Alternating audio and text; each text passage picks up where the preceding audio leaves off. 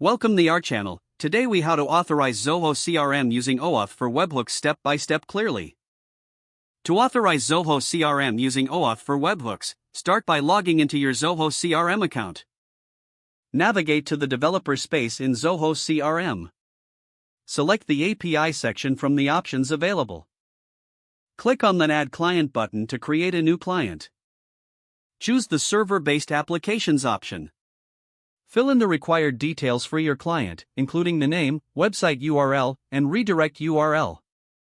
Make sure to set the scope as per your requirement. Once you have filled in all the details, click on the Create button. After creating the client, note down the client ID and client secret provided. Now, you need to launch the authorization URL in your browser. The authorization URL format typically includes your client ID, the response type, and the redirect URI. This will redirect you to Zoho's consent screen. Log in with your Zoho account, if prompted, and authorize the application. After authorization, you will be redirected to the URL you specified earlier. The redirect URL will contain a code parameter. Copy this authorization code for the next step.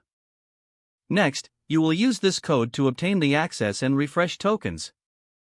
Make a post request to the token endpoint, including your client ID, client secret, authorization code, and redirect URI.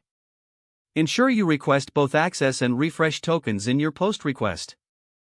Once the request succeeds, you will receive a response with the access and refresh tokens.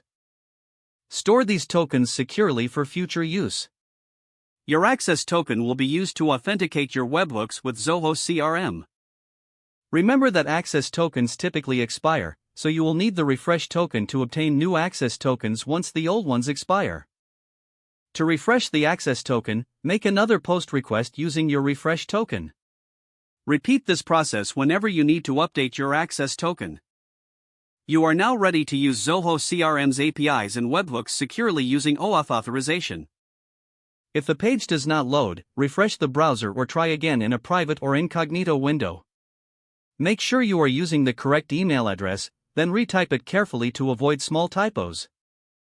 Don't forget to like this video and subscribe to our channel for more step-by-step tech guides.